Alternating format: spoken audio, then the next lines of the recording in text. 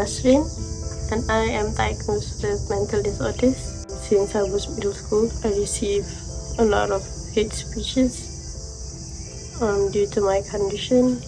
Hi everyone, Russell here. My experience with hate speech is when one time in 2017 I have been bullied on Instagram for wearing fake clothing.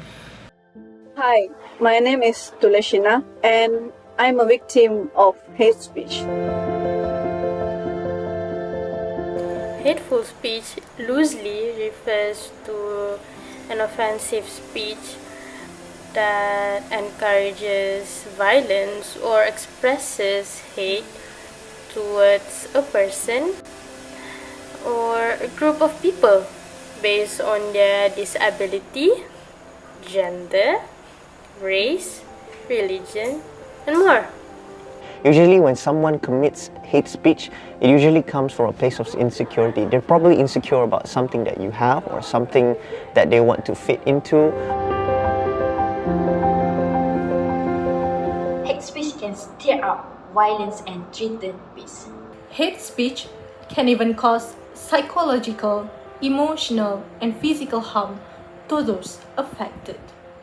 The emotional and mental stress piled up on me even before I discovered the comments. So within that same day when I discovered those comments on my post, I had the emotions just kept piling up.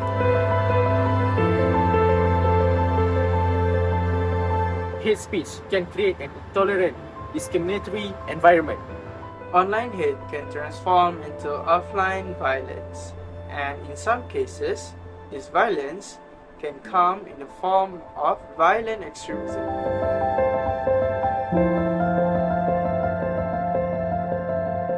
To simply put, the beliefs and actions of people who support or are willing to use violence as a means to achieve political, ideological, religious goals.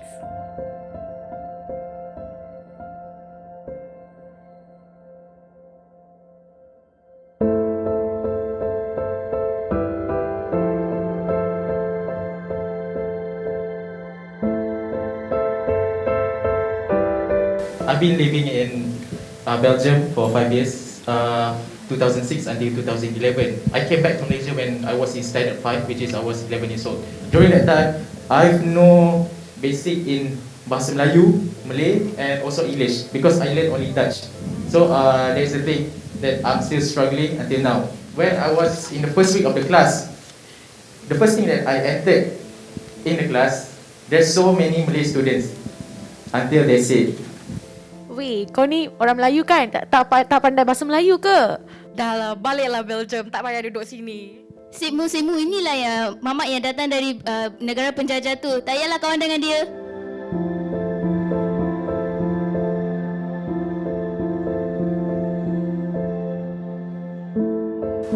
I love to dance and I used to post my dance cover on social media. But one day, I stopped doing it after I received all the hate comments. The comments were like, "Keling, estate, try hard," and many more.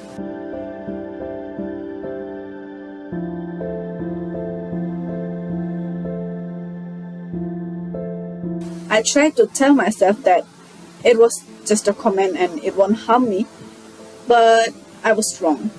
It left me in depression and stopped me from dancing. However, thanks to my family and friends, I managed to dance again. They always encouraged me and made me feel brave to dance in front of others again.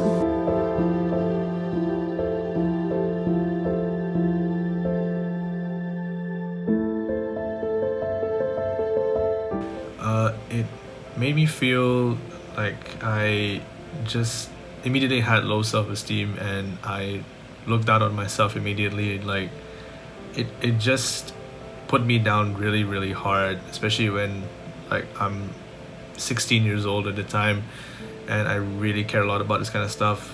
And fortunately, I had friends and relatives on social media who had my back. And yeah, even though they were great help, still it impacted my life a lot.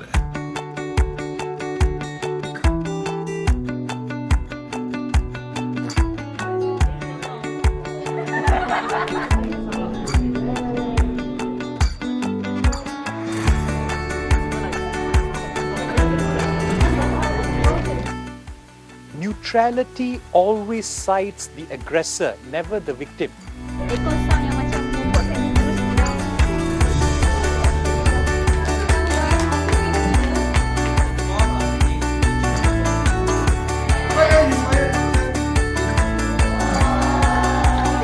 Who do you dance for? If you are dancing for yourself, then dance for yourself. When you put yourself out as a public figure, you are already putting yourself out there and it's organic, you have no control anymore. They will have all kinds of comments, right? But you want them to watch it. You learn how to take the comments, what to take and what not to take. You can't control what they say, but you can control what you accept and take. People will always be hateful, and they will always find a reason. It could be your race, religion, your skin color, and even just basic thing of as if you're talking and doing what you love. But I think the important thing is that, start to love yourself more. Simply, instead of focusing on the 10% of those people, focus on the 90%. Whenever I'm about to speak to someone, I should be thinking that how can my words or my actions impact the person's life? If the thing is going to bring harm to them, it's better not to say. It's better to keep it to myself. And I also learned that hate speech is not justifiable in any situation at all. Hate speech is a universal thing, and as such, it's not something that we can control. The speech from other people is not something we can control. However, the way we perceive the hate speech can be controlled. I've learned and developed, a desire to raise awareness on this topic of hate speech and how these seemingly small matters could potentially lead to something bigger and more extreme. Often, these experiences of hate speech is actually not very far from home. The stories that we hear, it's always sounding very distant, but actually through this workshop, it made me realize all these experiences is actually just could be the person next to us. And another thing is that I've learned how privileged I am, since I'm in a country where I'm in the majority, and I'm also in a state where I have more opportunities. So I've learned to become more grateful with some of the things I've been blessed with, and learn to make the most out of it and to help people in any way I can. Since hate speech is widespread in Malaysia, we need to be a part of positivity. We need to spread positivity and embrace the diversity and culture of Malaysia. Think twice before you say anything. Be mindful of your words. Everything you say, it can affect someone in the long term. I will not be neutral anymore, and if I ever encounter hate speech and I notice it, then I will help the victim.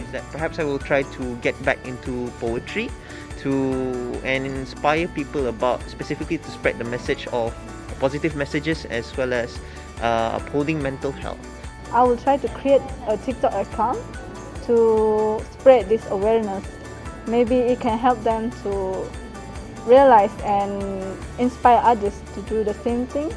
And I will also hope that the impact that it will give them, make them aware the importance of to address this online hate speech.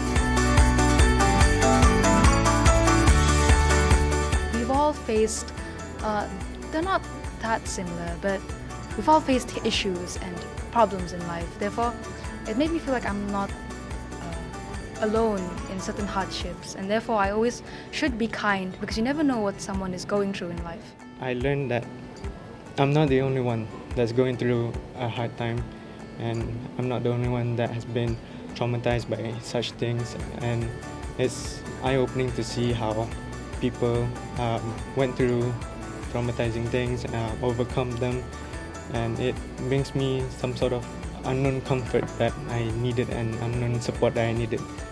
Harapan adalah impian. Cita-cita setinggi bintang, jika gagal mencapai mungkin jatuh di sebalik awan.